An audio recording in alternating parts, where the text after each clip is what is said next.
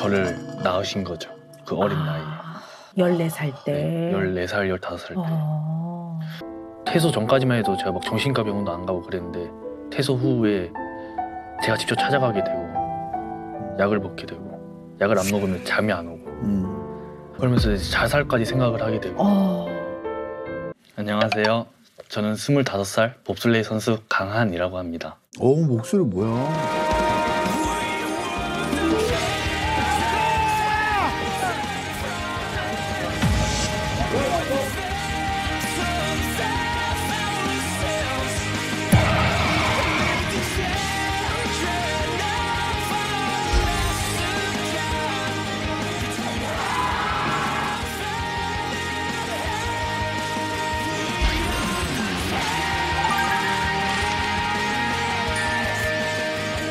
우리 그 PD에게 메일을 3번이나 보냈대요. 진짜요? 네. 메일 내용을 좀 확인을 해보니까 보육원 출신 봅슬레이 국가대표 선수 강한입니다. 오은영의 금쪽 상담사에 출연을 하고 싶습니다. 간곡히 부탁드립니다. 라고 이렇게 본인이 직접 쓰시고. 직접 써서 메일을 보냈어요. 그죠? 네. 근데 저는 중구에서 태어났거든요. 서울 중구. 근데 중구 주교동 출신 오은영입니다. 이렇게는 얘기를 안 하는데 강한 선수는 이렇게 본인 소개를 할 때 보육원 출신 강한입니다. 이렇게 소개를 하시나요? 제가 보육원에 계속 자랐으니까 보육원에서 이렇게 생활을 해왔으니까 뭔가 보육원이라는 큰 타이틀이 있어야지 저를 소개할 수 있는 것 같아요. 그냥 강한이라기보다는. 근데 제가 좀 궁금한 건요. 오은영 박사님을 정말 간절하게 뵙기를 원했던 고민은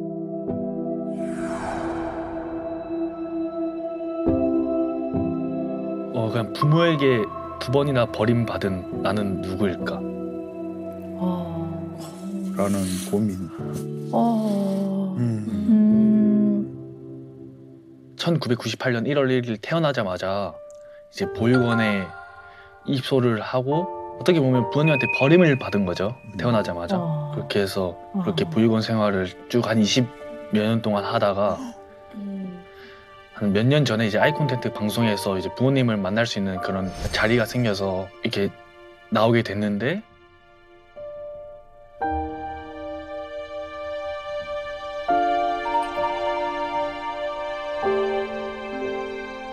이제 그 부모님께서 못 나오신다고 그래서 만남이 성사되지가 않아서 약간 내가 2번째 버림을 받은 건가? 그래서 저는 누구일까도 궁금하고 내 자신이 어떤 사람일까? 2번 버림받았다고 아까 표현을 했는데 2번째 버림받은 거는 사실 어떤 거라고 볼 수 있을까요? SNS로 먼저 어머니께서 저를 알아보시고 연락을 줬었어요. 진짜? 네. 이렇게 잘 자라줘서 고맙다. 하면서 전화 통화까지 하면서 엄청 우셨어요, 어머니께서. 목소리는 들으신 거예요? 네. 만나기로 약속을 잡았었어요. 근데 어머니께서 부담스러웠는지 못 만나겠다. 다시는 연락 안 했으면 좋겠다. 내가 너무 불안하다, 무섭다. 그리고 아이콘텐트라는 방송을 그 후에 나오게 되었는데 어머니가 안 나와주고 이제 탐정분께서 나오신 거죠. 어머니의 소식을 알려주시려고. 수소문 끝에 알아주셨는데 14살 때 저를 낳으신 거죠. 그 어린 나이에. 14살 때? 14살, 15살 때.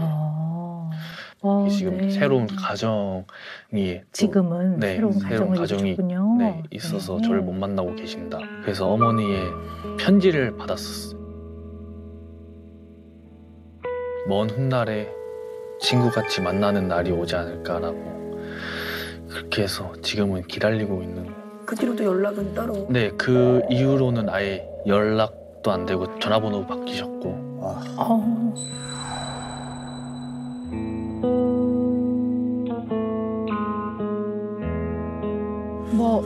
말씀드릴 수 없을 만큼 굉장히 지금 마음이 먹먹하고 굉장히 아파요. 결국 우리 강한 씨는 본인의 뿌리를 좀 찾고 확인하고 싶으신 거군요. 그쵸, 저의 나는 진짜. 누구일까 네. 뭐 이런 나라는 존재는 도대체 뭐길래 어떻게 부모가 나를 버릴 수 있었을까 뭐 이제 흔히 그렇게 생각했을 것 같아요. 처음에는 몰랐어요. 초등학교 네네. 때나 그럴 때는 네. 단체 생활을 하고 시설 안에서 자연스럽게 모든 사람들이 다 그렇게 지내는구나라고 생각했는데 이제 운동 시합이나 이제 육상 시합 다른 일반 가정들을 바라보게 되면 뭔가 나랑 다른데 그렇게 느끼면서 뭐라 설명을 해야 될지 모르겠어요. 진짜 이게 그 당시에는 내가 진짜 누구인가, 나는 왜 이렇게 행복한 가정에서 자라지 못하나. 근데 저는 부모님이라고 해서 엄마라고 해서 저는 엄마의 느낌을 한 번도 받아보지를 않았잖아요, 살면서. 그렇죠. 불러보지도 못하셨을 것 네. 같아요, 엄마 이렇게. 그렇죠. 네. 그런 같이 화목하게 지내는 가정조차 저는 못 느꼈으니까 그런 감정을 모르는 것 같아요. 강한 씨 말씀을 쭉 들어보니까요. 어떤 마음이 드냐 하면 그러니까 이렇게 나무라고 보면 나무에 뿌리가 있잖아요. 근데 그런 것처럼 강한 씨가 내가 좀 이런 사람이구나라는 뿌리를 내리지 못한 채로 주변인처럼 강한 씨 인생에 본인이 주체가 잘 못 되고 맞아요. 끊임없이 본인에 대한 의문과 혼란과 궁금증을 가지고 있는 채로 살아가고 있는 것 같아요. 이런 경우를 약간 주변인처럼 살아간다 이렇게 표현을 하는데요. 이런 경우에는 그 자기 자신의 존재에 대한 그런 아주 근원적인 불안이 생기거든요.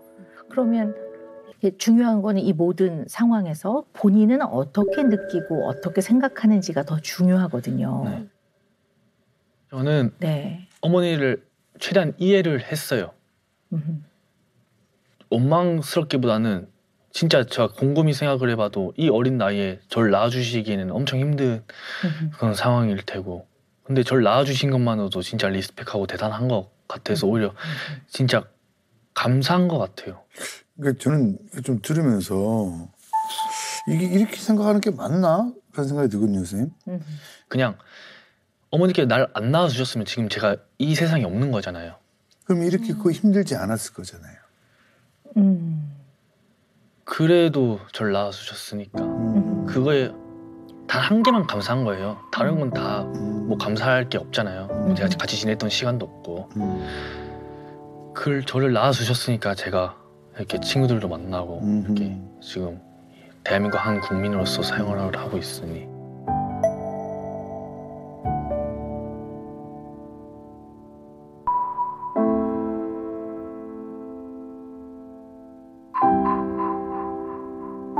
어쨌든 우리 강한 씨가 이 어려운 얘기를 쭉 지금 이제 담담하게 얘기를 하시는데요. 자, 그런데 개인이 내가 좀 어떤 사람인가를 알아가려면 어떤 문제 상황이나 인간관계에서 갈등 상황에 쓰는 방법, 이거를 방어기제라고 해요. 내가 많이 쓰는 방어기제가 어떤 건지를 알게 됐을 때 나를 훨씬 잘 알게 돼요. 자, 그런데 우리 강한 씨는 쓰는 방어기제가 있어요. 강한 씨는 어떤 방어기제를 쓰냐 하면 반동 형성이라고 하는데 reaction formation이라고 해요. 회사에서 A하고 B가 있는데 A가 상사고 B가 부하 직원이에요. 근데 이 B가 A가 너무 싫어요. 근데 언제나 사람들을 만나면 아우 A 덕에 제가 많이 배웠죠. 정말 훌륭하신 분이죠. 후배를 아끼시고. 이건 거짓말이라기보다는 본인의 이런 아주 이 사람에 대한 불편한 마음과 적개심이나 화나는 마음이나 미운 마음이 드러나게 될까 봐 너무 두려워서 이거를 반대로 표현을 하는 거예요. 오늘 강한 씨 이렇게 쭉 얘기를 들어보니까 반동 형성이 좀 있어요. 어머니에 대해서는 여러 가지 감정이 섞여 있겠죠. 고마운 마음도 있지만 또 그 이외에 원망과 미움 이런 게 왜 없었겠어요. 근데 이런 마음들이 강한 씨한테는 감당하기가 어려운 마음이기 때문에 늘 표현할 때는 그저 우리 어머니한테는 고마울 따름입니다. 이렇게 표현을 하게 되는 거죠. 어머니에 대한 미운 마음이 생기는 게 어쩌면 너무나 인간으로서 자연스럽고 반드시 그 자연스러운 마음을 본인이 잘 바라볼 줄 알아야 본인의 이 혼란스러운 마음을 그래도 잘 소화하면서 살아갈 수 있을 거라고 보는 거예요. 그래서 어머니를 미워한다고 해서 강한 씨가 나쁜 사람은 아니라는 얘기를 드리고 싶은 거예요. 그러니까. 어머니를 미워하셔도 괜찮습니다. 아버지를 미워하는 마음이 있어도 괜찮습니다. 왜냐하면 그렇다고 강한 씨가 나쁜 사람이 아니거든요. 강한 씨 신 아닙니다. 인간이기 때문에 너무나 자연스럽게 느껴지는 그 부정적 감정마저도 본인이 그냥 잘 바라보고 이것을 인식하고 인정하는 것부터 시작을 하셔야 될 것 같아요. 그것이 굉장히 중요할 거라고 봅니다. 맞는 것 같아요. 참, 욕도 하고 싶죠. 저 방금 생각한 건데 지금 25년 동안 제가 이렇게 자라오면서 느꼈던 거를 되새기면서 내가 아기 때로 돌아간다면 구실 다시 나 안 낳아줘도 된다. 방금 그런 생각을 한 것 같아요. 난 다시 이렇게 살 용기가 안 나다. 퇴소 후 자립을 혼자 하면서 그런 어려움들이 더 저한테 많이 다가왔던 것 같아요. 흰 도화지에 가운데 점 하나 있는 느낌이라고. 그 주변에는 아무도 없고. 퇴소 전까지만 해도 제가 막 정신과 병원도 안 가고 그랬는데 퇴소 후에 제가 직접 찾아가게 되고 약을 먹게 되고 약을 안 먹으면 잠이 안 오고 갑자기 우울해지고 그러면서 이제 자살까지 생각을 하게 되고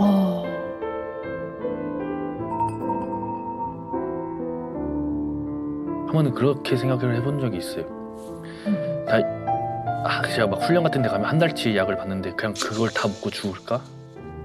그런 생각도 있고. 근데 약을 먹으면서 계속 기억이 안 나더라고요. 그래서 이제 제가 예전에 이제 너무 힘들어서 이제 밤에 유서를 썼거든요.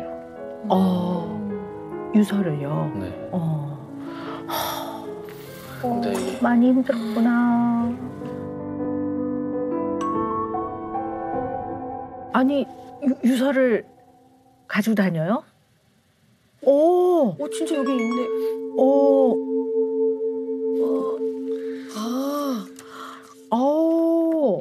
빼곡히. 좋네. 나리 씨가 한번 읽어봐줘. 제가 읽어도 괜찮을까요?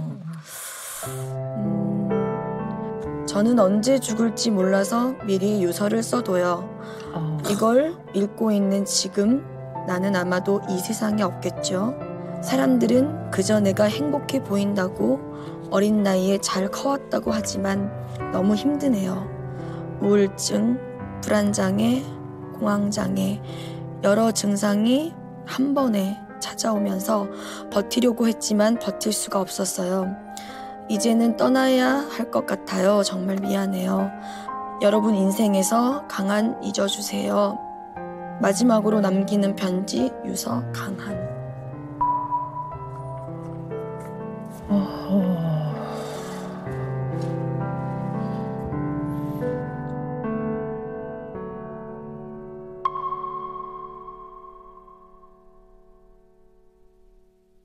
사실 당장 내일 죽어도 미련이 없을 정도로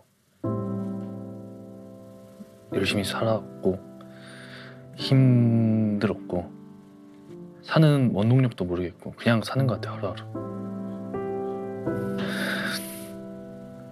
숨이 잘 안 쉬시네. 네. 그냥 쉬었다 가요? 그래요. 괜찮아요? 쉬었다 갈까요? 올라가도 돼요. 그래요. 그러세요. 여기까지 아파. 그래 너무 그럴 수 아프지. 있어요. 네.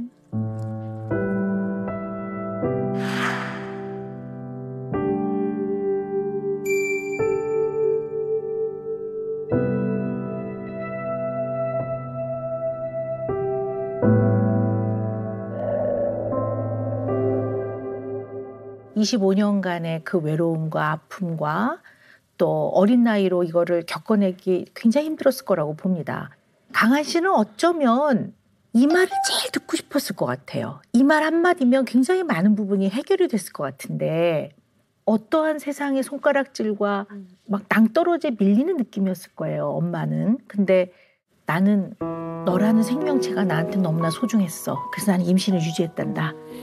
근데 너를 낳고 보니 15살이더라. 나는 그때 너를 키울 수 있는 엄마의 역할을 할 수 있는 상황이 못 됐어. 보육원에서 키우는 게 오히려 내가 키우는 것보다 더 잘 키울 거라고 그 당시 그렇게 생각했다라고 하는 그 말과 미안하다. 그리고 얼굴을 보고 싶었을 것 같아요. 얼굴을. 아 이렇게 닮았구나. 이걸 한번 확인하고 싶었을 것 같아요. 그게 뿌리거든요. 맞아요. 네. 또 친구들 부모님 보면 닮았거든요. 나도 그게 궁금했었어요. 네. 난 과연 누구 닮았을까? 본인이 자기 자신의 삶에 어떤 주체가 돼서 인생의 뿌리를 잘 내리고 살아야 되는데 이렇게 주변인으로 살아갈 때 자기 자신을 부정하는 경우들이 꽤 많아요. 편안하게 받아들이지 못하니까 나 자신을 자꾸 부정하거든요. 그래서 어쩌면 보육원 출신이라는 걸 좀 감추고 어린 시절에는 그랬던 면도 있는 것 같아요. 네, 맞아요. 네. 내가 부모가 없다는 거를 사람들 앞에서는 숨기고 싶었어요. 이해할 수 있습니다. 네. 그래서 친구들 다 물어보잖아요. 막 너희 부모님 뭐 하시냐? 나 너희 집 놀러 갈래. 그렇게 말할 때마다 계속 뒤로 빠져 있어야 되고 계속 친구들한테 거짓말을 하게 되더라고요. 계속 거짓말을 하니까 저 스스로도 계속 불안한 거예요. 그게 들킬까 봐. 네. 그렇지. 그래서 고등학교 3학년 때까지 계속 그걸 숨겼던 것 같아요. 근데 그 당시에는 그럴 수밖에 없었어요. 그게 최선이었고. 그때는 강한 씨도 어린 나이고 그러니까. 그 상황이 얼마나 본인이 감당하기가 어려웠겠습니까? 그래서 요즘은 보육원 출신이라는 걸 더 좀 강조하나요? 대학교 1학년 때 1학년 대표였어요. 학교. 그래서 교수님께서 너가 대표니까 자기소개를 한번 해봐라 해서 저는 이제 교수님한테 그냥 내는 제출하는 줄 알고 진짜 진지하게 나의 그 모습 그대로 적었는데 그거를 교수님하고 이제 학생들 앞에서 읽었는데 말하게 됨으로써 저의 보육원 출신 거를 어떻게 보면 들키게 된 거죠.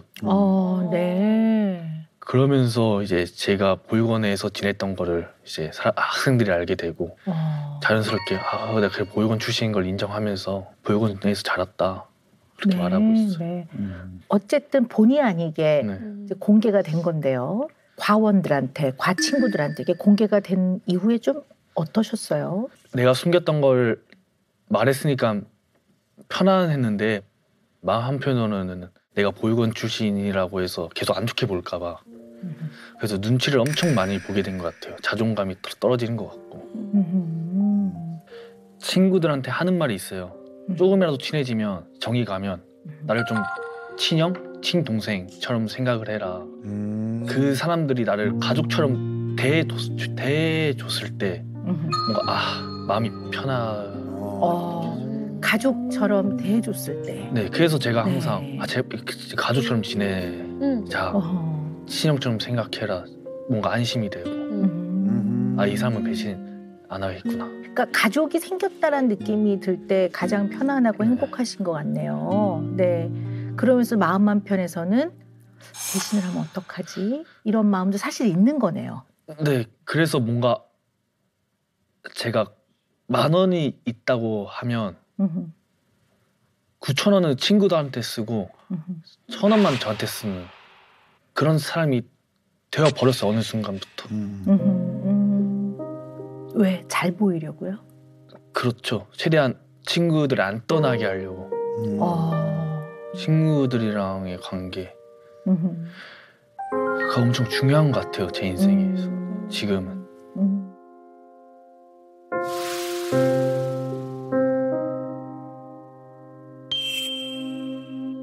이게 들으니까 친구가 야야 우리는 가족하고 똑같아. 가족처럼 돼.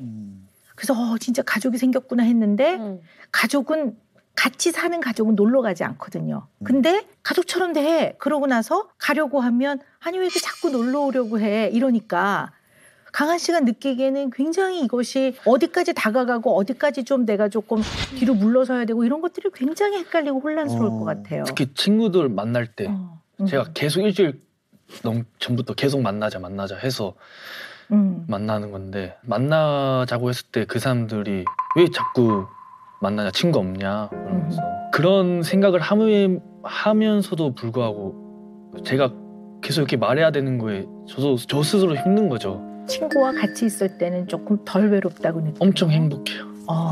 아무 생각 안 들고. 우리 강한 씨가 아주 많이 외롭군요. 네, 이 깊은 외로움을 좀 그래도 좀 덜 느껴보려고 가까운 사람한테 자꾸 만나자고 어떻게 보면 조금 매달리는 그런 면이 많네요. 그래서 이제 네. 거절 같은 거 친구들한테 안 된다 하고 왔을 때는 갑자기 우울해지고 내가 그 사람이 날 싫어하나? 한 번은 그랬던 적이 있어요. 이제 제가 혼자 살고 있고 그렇다 보면 집에 친구가 저 없을 때 잠시 자도 되냐 하면 자도 된다. 근데 그 사람이 또 다음 주 또 여자친구랑 같이 자도 되냐? 저는 안 된다고 해요. 근데 그 친구는 너 변했네? 강한 너 변했네? 라고 하면서 이제 손절을 하자고 하더라고요. 그 최대한 뭔가 나쁜 모습을 친구들한테 안 보여주려고. 근데 그게 나쁜 모습이 아닌데. 그 친구 손절했어요, 그래서? 네. 잘했어요. 잘했어. 아니 그 사람이 나쁜 사람인 거지. 강한 씨가 나쁜 사람이 아니에요. 만약에 손절 안 했으면 내가 혼날라 그랬어, 강한 씨. 그건 친구 아니야. 저는 알고 있어요. 제가 이렇게 하면 안 된다는 거를. 알고 있음에도 계속 하게 돼요. 싸우고 그래서 막. 강한 씨 이런 생각 한번 해봅시다. 어떤 것을 결정할 때 강한 씨의 기준으로 결정하시면 될 것 같아요. 그럼 예를 들어 야 그거 좀 곤란하겠다 야 이렇게 말해도 되는 거거든요. 그거를 그 친구가 야 너 변한 것 같아 나 너랑 손절이야 하면 그럼 뭐 그 친구가 그렇게 생각하면 그건 또 그 친구의 기준대로 그분은 살아가는 거기 때문에 그러니까 상대방의 기준과 강한 씨 자신의 기준은 잘 구별하셔야 될 것 같아요. 깨달았어. 아니, 깨달았어. 이거 너무 좋은 말씀이신 것 같아요. 네. 그러니까 남의 눈치를 보는 사람들이 남의 기준이 곧 나의 기준이라고 생각하는 있는 네. 것 같아요. 네, 내 네. 기준이 자꾸 흔들리잖아. 남의 네. 기준 때문에. 나의 기준을 어떻게 생각해야 되냐면 나라는 방이 하나 있다고 생각해야 돼요. 방. 그러면 이 방문을 열고 많은 자극들이 들어와요. 때로는 칭찬이 들어오기도 하고 어떨 땐 비난이나 지적이 들어오기도 하고 정말 이건 위기라는 생각이 드는 일들도 생겨요. 이것들이 문을 열고 들어와요. 그러면 나라는 방 안에서 한번 소화를 해야 내 것인 거지. 나라는 방 안에서 소화가 안 된 문을 열고 들어온 자극들은 내 것이 아닌 거예요. 중요한 건 상대방의 생각을 바꾸는 게 중요한 게 아니라 강한 씨가 그렇게 생각하고 느끼는 게 중요한 겁니다. 지금까지 제가 상대방의 생각을 바꾸려고만 한 것 같아요. 친구들 만날 때도 그렇고 제가 제 방 안에 들어와서 제가 그렇게 모터를 써서 생각을 바꿔서 내보내야지. 우리 강한 씨가 우리가 삶을 살아가면서 어려운 일을 겪어요. 그거를 막을 수가 없어요. 맞아. 그러나 내가 할 수 있는 거는 그거를 어떻게 바라보고 어디까지 내가 받아들이고 이걸 어떠한 방식으로 이거에 반응하고 해결하고 처리할지는 내가 선택할 수 있어요. 이걸 내가 선택할 수 있을 뿐이지 이거 자체가 문을 열고 들어오는 거를 인생에서 못 막아요.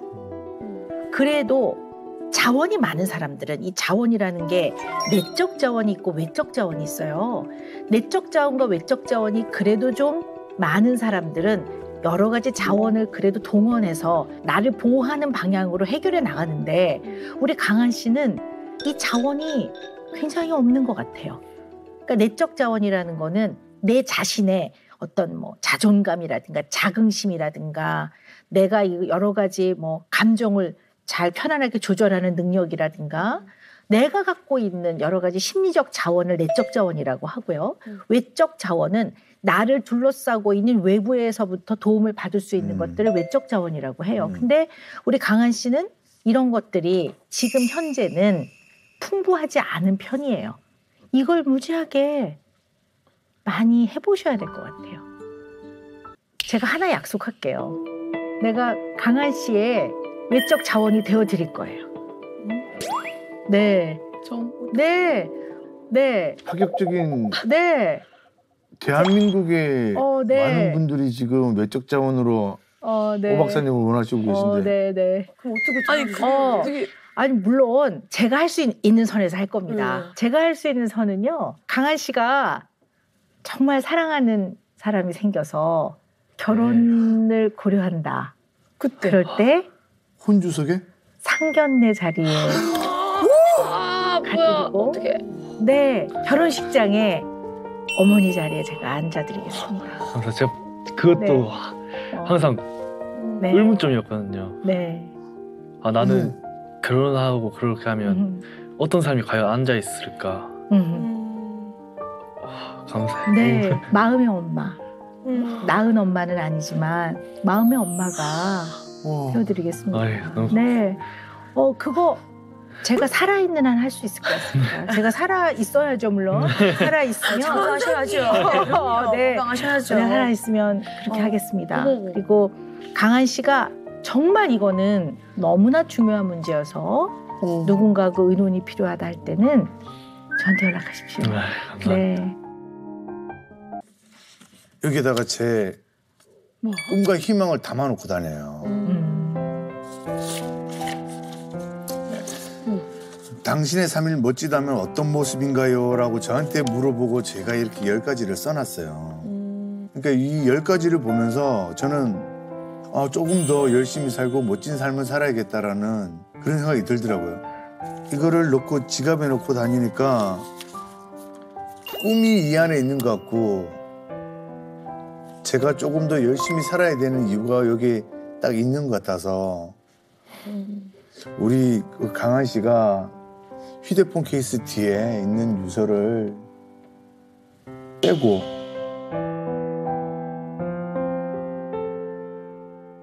제가 지금 이 자리에서 버리죠. 찢어서. 네. 그리고 그 휴대폰 케이스 뒤에 본인의 꿈을 한번 적어놓고 다니시면 어떨까. 꼭 제가. 네. 네.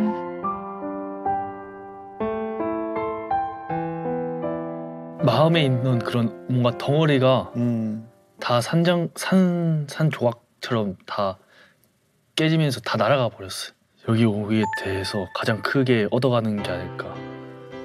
대한민국 최고의 내적 자원과 외적 자원도 그럼요. 그거를 최고의 자원을 하셨습니다. 네. 그리고 마지막으로 제가 10년 안에 결혼을 할 거거든요. 네. 괜찮다면 네. 세상에. 그때까지 조금 이렇게 힘이 안 빠지고 좀 방송국에서 좀 방송 깨나 낀다 그러면 꼭 제가 사회를 세상에. 네. 안 좋은 일이 생기면 그게 다 이제 내 탓 같아요. 내 탓 같아요. 네. 왜? 안 좋은 일이 생기면. 네. 그러니까 저에게만 안 좋은 일이 아니라 제 가까운 주변 지인들에게도 안 좋은 일이 생기면 그냥 제 탓 같아요. 불편한, 감정선이 불편해지는 상황을 너무너무 무서워해요. 그래서 나래 언니가 뭔가 잘못해서 홍동 오빠가 좀 화가 났어요. 야, 너 왜 그래? 하면서 오빠로서 이렇게 훈계할 수도 있는 거를 이제 그러면 어떻게 해야 되지? 안절부절하는 거죠, 이제. 여기에서 이 불편한 기운이 흐르는 거를 어떻게 해야 될까? 그리고 내가 만약에 우리 나래 씨랑 엄청 친한 언니 동생이에요. 근데 갑자기 남자친구라든지 뭐 가족 일이라든지 뭐든지 너무 힘들어지시잖아요. 그러면 괜히 이게 나의 기운이 언니에게 좋지 않아서 그러시군요. 네.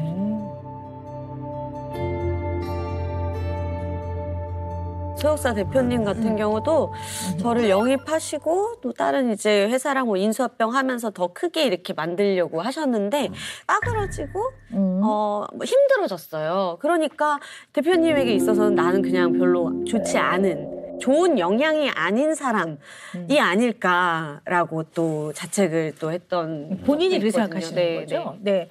썸을 타다가 연애를 했어요. 근데 여자친구가 있는 거예요. 양다리였던 거요? 네, 혹은 연애를 했어요. 1, 2년을 만났어요. 다른 여자를 만나는 거예요, 또. 바람을 폈네? 그러니까 다 다른 사람들이에요. 네, 뭐 그런 식으로 배신을 그런 식으로 당하는 거죠. 뭐 모든 연애가 다 이렇게 안 좋았던 건 아니에요. 네. 또 한 반년가량 만났던 남자친구랑 되게 잘 연애를 했는데 정말 저를 많이 아껴줬거든요. 그래서 트루러브라고 생각을 했어요. 진짜 찐사랑. 날 너무 이렇게 이쁘게 이렇게 해주는구나. 아껴주는구나. 근데 이제 이 친구가 나중에 이 친구의 친한 친구한테 얘기를 들었더니 그러니까 이성애자가 아니다. 이성애자가 아니고 동성. 네, 동성. 그러면서 이제 막 그때도 충격이 너무 심해가지고 아 그래 그냥 내가 얘네랑 비슷하니까 내가 이런 애들을 만날 거야. 아니. 얘네랑 비슷하니까 내가 이런 애들을 만날 거야. 아니.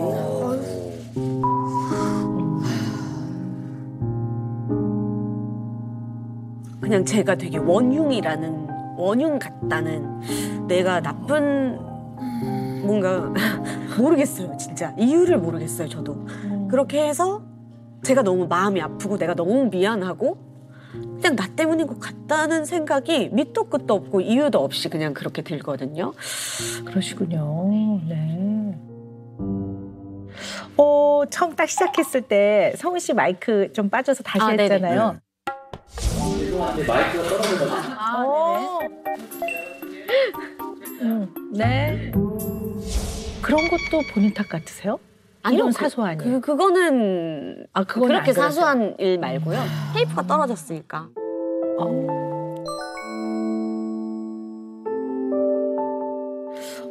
제가 그 성훈 씨 에피소드를 쭉 들으면서 무슨 생각이 들었냐면요. 몇 가지 공통점이 있는 것 같아요.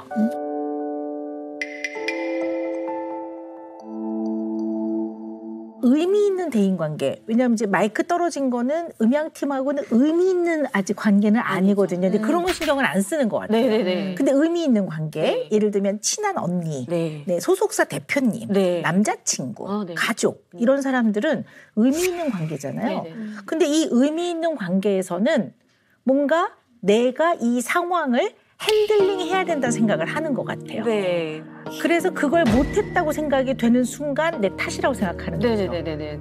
특히 이제 좀 안 좋은 일이 있을 때 또는 결과가 좀 안 좋을 때는 사람들이 그 과정에서 자기를 한번 돌아보거든요. 그러니까 일명 반성을 한다고 그러죠. 그러니까 반성이라는 게 뭐 잘못했습니다 꼭 이런 의미가 아니라 이렇게 좀 자기를 반사하면서 이렇게 한번 보는 거예요. 자기 들여다본단 말이에요. 근데 너무 심하고 도에 넘쳐요. 그게 문제인 거죠. 그거 자체는 나쁜 게 아닌데요. 바보 증후군이라는 용어가 있어요. 바보 증후군? 근데 처음 들어본다. 에듀 퍼리먼 증후군이라고 해요. 근데 이게 뭐냐면요. 그냥 어떤 일을 겪으면 우리는 그 일을 흘려 보내든 해결을 하든 마음속에서 용서를 하든 이해를 하든 이런 과정을 거쳐야 돼요. 이걸 그냥 처리라고 하거든요. 내 마음 안에서 처리가 되지 않으면 굉장히 괴롭거든요. 그래서 처리를 하는 과정에서 어떤 사람들은 아유 그래 내가 바보지 사기를 당하고 나도 아유 내가 바보지 그러니까 당하지 이러면서 내 마음을 불편하게 했던 것들에서 안정감을 찾아가거든요. 우리 주변에 나도 그런데 이런 분들이 꽤 많으실 것 같아요. 그래서 간단한 거 제가 준비해 왔어요. 바보 증후군, 에듀 퍼리먼 증후군. 그래서 7문항인데요. 한번 불러드릴 테니까요. 속 하나 한번 잘 체크를 해보세요. 네. 1번. 길을 걷다가 다른 사람과 부딪히게 되면 위축된다. 2번. 잠들기 전에 오늘 있었던 일을 곱씹어 보고 자책한다. 3번. 항상 남들의 기준에 맞추려고 한다. 4번. 상대방이 나한테 왜 그런 이야기를 했을지 계속 분석한다. 5번. 힘든 일이 생기면 집에서 나가지 않는다. 6번. 대화할 때 상대방의 기분을 자주 확인한다. 7번. 칭찬을 받으면 흔쾌히 받아들이기 어렵다. 5개 이상일 때는 좀 해당이 된다고 봅니다. 몇 개가 해당되시나요? 네.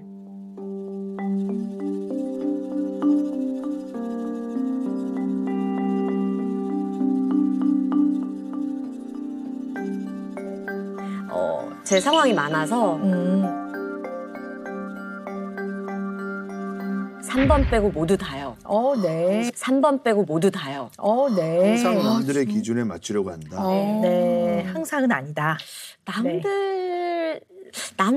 그러니까 남들이라는 건 여기서 되게 불특정 다수거든요. 친한 관계들이 아니라서 이런 사람들에게는 저는 막 엄청 맞추려고 하진 않는다. 네, 뭐 막 애써서 막 그러진 않아요. 그냥 친한 보통, 분들이면. 보통 친한 사람들이면 신경을 많이 쓰죠. 네. 티를 안 내도 저는 계속 이제 머릿속에서 기분이 좋은지 나쁜지 네. 계속 힘든 일이 생기면 집에서 안 절대 나가세요? 나가지 나도 않아요. 절대. 그러면은 집에만 혼자 계시는 거예요? 네, 아무것도 안 해요. 힘들 때 뭐 아무것도 못하지. 연락도 안 하고 거의 약간 완전 잠수. 그래.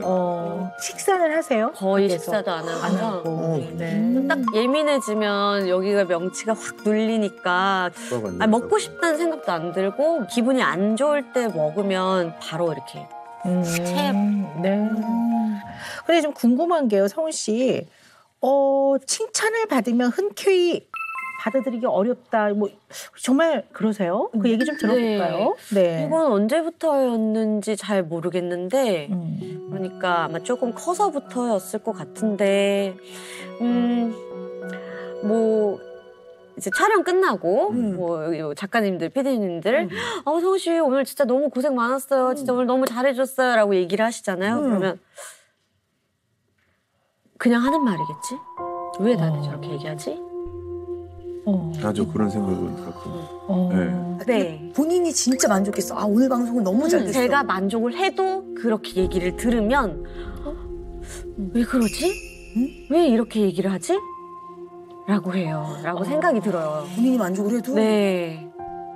빈말인가 이런 생각이 드세요? 네네네. 없는 내지는- 말인데 내지는 어떨 때는 뭐 못했는데 비꼬는 거야 이런 생각도 드세요? 네. 비꼬는 거야 이런 생각도 드세요? 네, 비꼬다고도 생각이 들어요. 일을 하는 상황에서 그런 경험이 실제로 있으셨어요? 일을 할 때는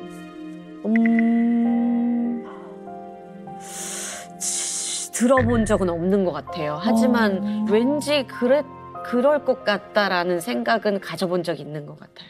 이거 되게 중요한 면인데요.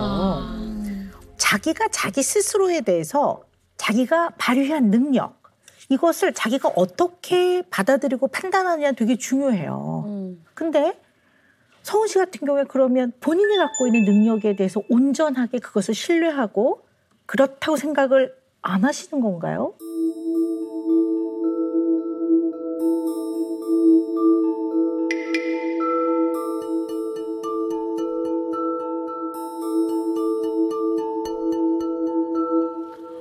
네. 어릴 때부터도 정말 천재 아역 배우 이런 얘기 많이 들으셨을 텐데 그러면 나 좀 아닌데 이렇게 생각하셨어요? 네. 왜 그랬을까? 생각을 해볼까요? 너무 가슴 아프다. 글쎄요. 왜 그럴까? 이제 이미지 실험이라고 하는데요. 우리 성은 씨 눈을 한번 감아보세요. 가만히 감고요. 머릿속을 칠판이라고 한번 생각을 해보세요. 가만히 생각을 해보면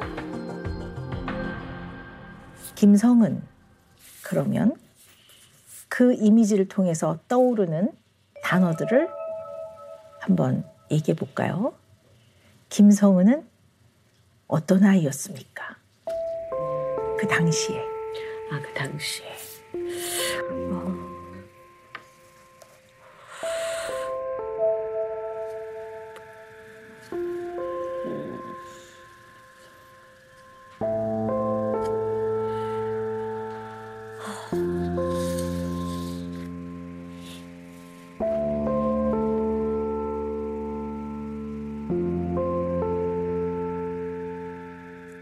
불안한,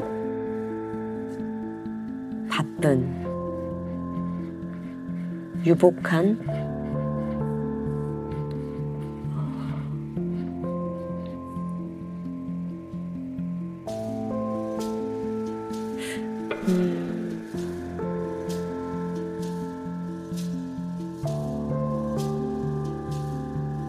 외로움도 있는 것 같아요.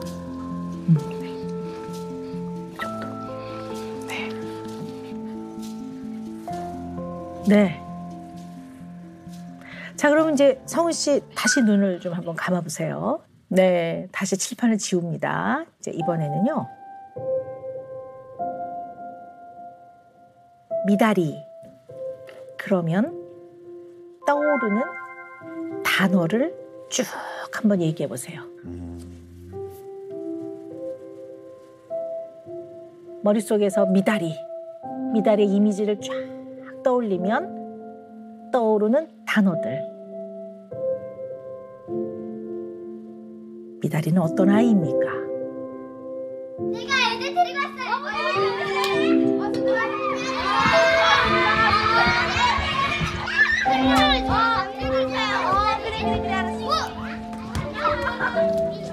엄마 오늘 애들이 너무 멈췄었대. 그래서 내가 내일 파티 또 한다고 애들 따라오라고 했어. 나 잘했지?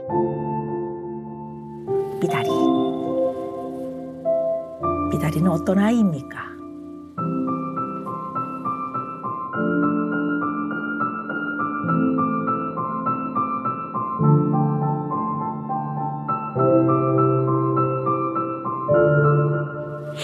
일단 피곤.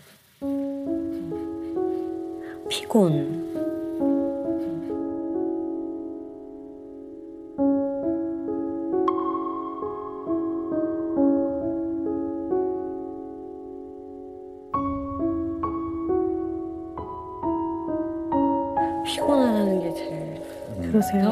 유일하게 떠오르네요. 네.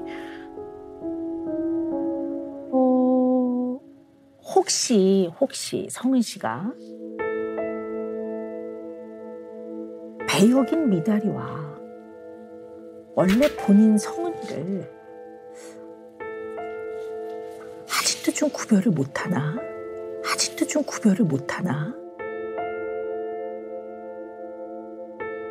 배역을 할 때의 연기 역할을 할 때 나와 구별을 해야 되거든요. 그렇죠.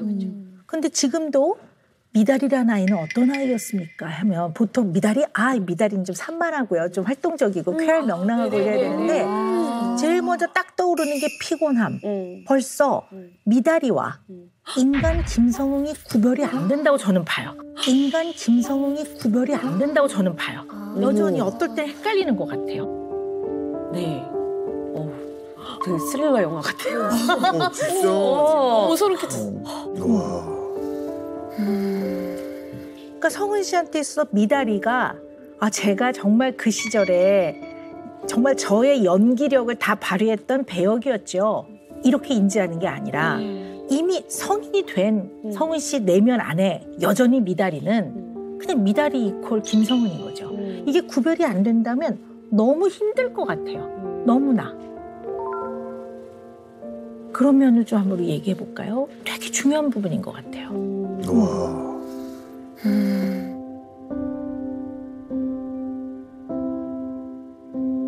왜냐하면 미다리를 만나기 전에 김성은의 성격은 정말 내성적인 아이였거든요. 정말 극도로 내성적이고 새로 만나는 사람과 말도 못하고 낯도 엄청 가리고 소극적이고 소심한 끝판왕의 아이였어요. 이게 3년을 촬영을 했는데 목요일날 밤에 대본이 나와서 금, 토, 일을 찍어요. 5부작을 3일 안에 쳐야 되고 이 5부작에 대한 대본이 목요일날 나오고 그 밤에 금요일날 오전에 세트에 도착을 해야 됩니다. 대본을 외울 시간은 단 몇 시간밖에 없어요. 쪽대본이죠, 뭐. 오전 10시에 세트 도착해서 점심 먹고 1시부터 슛이 들어가면 쭉 한 바퀴 돌아가지고 새벽 6시, 7시. 그러면 이제 집에 가서 씻고 다시 10시에 와요. 아침에. 네, 한 3시간 만에 다시 와서 또 다시 점심 먹고 1시부터 또 하루 종일 찍어요. 또 아침이 될 때까지. 이렇게 반복을 하는 거거든요. 그러면 네, 그리고 아이들끼리 있는 씬은 항상 다 맨 뒤에 찍었답니다. 그래서 대기실에서 쇼파에서 쪽잠을 자다가 끌려나가요. 미다리 들어와 하면은 몇 씬 하면서 이제 들어가는데 잠도 안 깨고 막 해롱해롱한 상태에서 말이 잘 안 되잖아요. 대사가 외웠다 하더라도 막 진짜 몽롱한 상태에서 연기를 해야 되니까 그러면 이제 엄청 많이 혼나거든요. 구조정실에서 쩌렁쩌렁 목소리 들리면서 이제 많이 혼나고 또 계속 NG 내면 선생님들도 화내시고 짜증내시고 애 다 해놓고 부르라고 다시 분장실 가시고 그러면 이 그 정말 많은 스태프들이 나만 보고 있는 거죠 이제.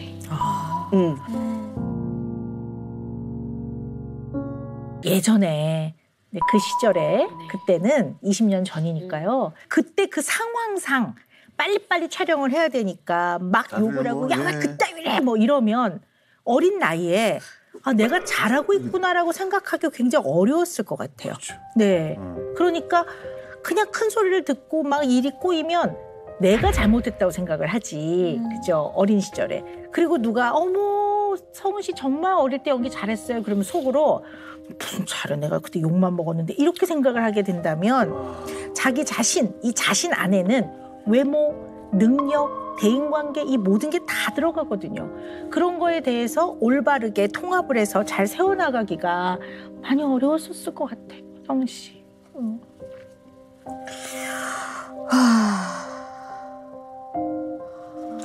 그러니까 참 근데 진짜로 그 어린 나이에 그걸 감당했다는 거는 감당을 못했던 것 같아요. 그렇죠. 못했죠. 제가 못한 거죠. 제가 네. 지금 생각이 났는데 너무 너무 힘든 거예요. 그냥 피곤하고 뭔가 너무 하기가 이제 싫은 거죠. 놓고 싶은 거죠. 안 하고 싶었어요. 너무 힘들어서. 무섭고. 그래서 엄마한테 엄마 나 진짜 더 이상 못 하겠어. 너무 힘들어. 저희 부모님은 막 강압적인 스타일이 절대 아니시거든요. 그래 알았어 그만해. 너가 힘들면 하지 말자. 근데 이제 너가 결정을 내린 거니까 너가 직접 감독님한테 부조연실 올라가서 말씀드리고 와. 그 너. 라고 하셔서 알았어. 구조 들어간다는 거. 알았어 하고 제가 부조 앞에까지 갔어요. 엄마 빨리빨리 하고 엄마는 1층에 있고 제가 이렇게 올라가는데 한 번만 더 생각을 한 거죠. 복도에서. 그 어린 나이에. 내가 갑자기 여기서 빠져버리면 수봉사부니까 스토리가 어떻게 될까? 진짜 어렵다. 그만두면 안 될 것 같아. 해서 좀만 더 힘내자 하고 내려갔어요. 10살, 9살. 혼자서? 9살, 10살 뭐 그쯤. 그러니까 사실은 아이가 힘들다고 말을 안 해도 어른들이 좀 미리미리 알아서 여러 가지 상황을 또 아이의 마음을 보호해 주는 게 필요했는데 오히려 어린 아이가 거기에 참여하는 모든 사람들, 모든 연기자뿐만 아니라 모든 스태프들 너무 속상하다. 심지어는 방송국 사정까지 고민을 한 거예요. 내가 여기서 빠지면 이게 어떻게 될까?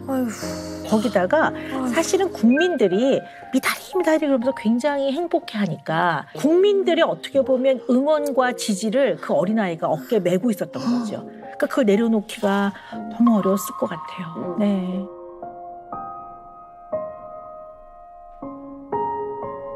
그리고 그냥 전체적으로 뭐 미달이든 성원이든 그 시절을 딱 생각하니 그냥 저는 피곤밖에 안 떠올랐던 것 같아요. 그러다 보니까 이제 평상시는 많이 지쳐 있을 거 아니에요. 피곤하고. 근데 아마 그때 어디였더라? 뭐 백화점 같은데? 뭐 아무튼 뭐 행사를 갔는지 그냥 갔는지 모르겠어요. 근데 거기서 이제 어머 이쁘다고 뭐 볼 이렇게 꼬집거나 엉덩이 통톡하거나 뭐 많이들 그러셨잖아요 예전에. 근데 제가 속눈썹이 되게 긴 편인데 어머 이거 진짜니 네 거니 하면서 이걸 딱 잡아당기시더라고요. 뭐 머리 잡아당기고 이런 거는 되게 예산이 안 되는데 이건 되게 아프더라고요. 그래서 하지 마세요 했는데 그때 아줌마가 너 그렇게 싫어하는 척하면 어떡해. 이거 팬서비스야. 팬서비스 해야지. 그러셔가지고 그때 들었던 생각이 속으로 나는 내가 불편한 걸 얘기를 하면 안 되는구나. 아니 말도 안 되는 무슨 속눈썹 떼가는 게 무슨 팬서비스야. 어떻게 보면 미다리라는 캐릭터를 만남으로써 미다리의 미다리의 성향, 성격 이런 것들이 좀 학습되어서 저에게 너무 오랫동안 묻었던 것 같기도 하고요. 어느 순간 떼내고 싶었지만 또 뭐 내가 떼낸다고 떼내지 남들이 나를 그렇게 인정해주지 않고 그냥 나는 좀 조용히 있고 싶어도 막 되게 저를 활달하게끔 생각을 하니까 그게 분리를 할 수 없었던 것 같아요. 맞아요. 근데 우리 성은 씨는 평소에 이렇게 말수도 좀 없는 편이고 그런 분이 그냥 말을 좀 안 하고 있어도 편해야 되는데 사람들이 미달아 말해봐 이렇게 한다든가 미달아 웃어봐 그러면 나는 지금 좀 지쳐서 이렇게 가만히 있고 싶은데 방송에서 보이는 미달이는 까불어야 된단 말이에요. 이게 얼마나 혼란스러웠을까 그 어린 아이가. 그렇죠. 분리가. 이제 그렇게 우리 그 3년을 성은 씨가 온 국민의 관심을 받으면서 보냈어요. 근데 너무나 많은 영향을 줬던 그 3년 순풍산부가 끝나고 이제 김성은으로 돌아왔단 말이에요. 네. 그 이후에 힘들진 않으셨나요? 그 다음에 이제 제가 성인이 딱 되었을 때 이제 아버지가 돌아가시게 됐는데 이제 그 당시에 추정이에요, 추정. 네, 부검해서 추정인데 그 시간쯤에 전화를 마지막으로 거셨던 게 이제 저였던 거죠. 근데 제가 그거를 못 받았기 때문에 이제 그 이후로도 그건 정말 뭐 어떻게 벗겨낼 수 없는 죄책감이었거든요. 마지막 전화 혹은 위급 상황이었다라고 생각을 하면 어쨌든 뭐 사망 추정 시각 대비해서 저에게 전화 거셨던 그 시간이 아빠가 건 마지막 전화인데 그걸 제가 받지 못했으니까 어마어마하게 이제 이거 용서를 할 수가 없던 거죠, 제가.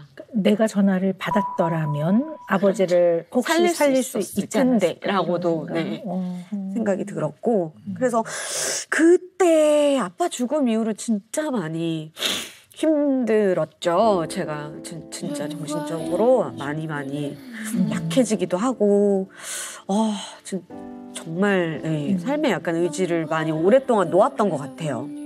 죄책감과 자책, 내 탓에 늪에서 지금 굉장히 많이 힘들어하고 있는 거는 분명한 것 같습니다. 네, 너무 가슴이 아픕니다. 근데 그 이후에도 편안하지 않았던 거는 그 과정에 미친 영향들을 아주 철저하게 분석해서 하나하나 조금씩 이렇게 성은 씨가 해결을 좀 해나가시는 과정을 해야 될 것 같긴 합니다. 네. 근데 왜 성인 배우들도 우리 윤지 씨도 계시지만 가끔 그런 얘기들 하시더라고요. 한 20대, 30대 초반까지 쭉 활동을 하시다가 굉장히 이제 연기력도 좋고 미모에 이제 그런 여배우가 한동안 안 보다가 한 이제 뭐 10년 만에 다시 컴백. 그러면 거기에 대한 평들이 막 생긴다고요. 평가들이 뭐 늙었네, 뭐 넙대대해졌네부터 시작을 해서 얼굴 손 좀 봐야 되겠다, 뭐 그 평을 다 사실은 글로도 보고 요즘엔 댓글들이 있으니까 그런 걸 보잖아요. 그게 아직 어린 나이라 힘들었을 것 같은데 들어볼까요?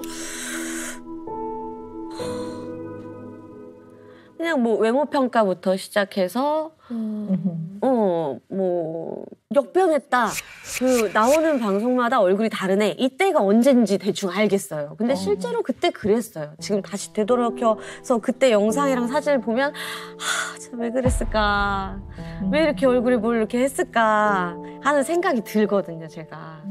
얼굴도 불편해 보이고 마음도 되게 많이 불편해 보이고 그래서 뭐 그런 인정하는 부분들은 인정하고 너무 터무니없는 뭐 악플들 같은 것들은요 시간이 되게 이게 물론 나아지진 않아요. 악플을 계속 봐도 기분이 좋지 않잖아요. 당연하죠. 네. 그러니까 내가 이걸 10년을 받든 15년을 받든 기분이 좋아지진 않지만 그냥 어느 순간 조금씩은 너무 많이 과몰입하거나 막 관심 가지지 않게 이것도 저의 방어 기제겠죠? 제가 여기서부터 편안해지고 싶으니까 이것 때문에 너무너무 힘들었으니 그러고 싶지 않아서 저 스스로 마인드 컨트롤을 그렇게 하는 것 같아요. 우리 성은 씨가 미다리 연기를 기가 막히게 해냈지만 성은 씨는 미다리가 아니죠. 네. 예전에 미다리 배역을 했던 연기자 김성은으로 앞으로 살아가야 해요. 그래서 미다리와 김성은을 정말 명확하게 분리를 하고 구분을 하셔야 될 것 같습니다. 네. 그래서 저는 그냥 오늘 시켜보려고 해요. 우리 성은 씨한테 성은 씨 내면 안에 있는 미다리에게 작별 인사 좀 하셨으면 좋겠어요. 네, 정말. 캐릭터로 네, 남겨두고. 네, 캐릭터는 남겨두고. 네. 25년 전으로 돌아가서 치열하게 살았던 미다리와 김성은이 만납니다.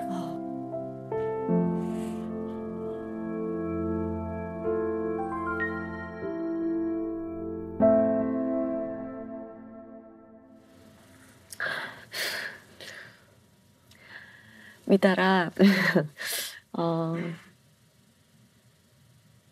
미달아, I almost liked the way you fooled 너무 make me feel like 고생 this will 많았고 last forever. 너 때문에 Twice a night, 내가 얻은 좋은 것들이 되게 굉장히 많아.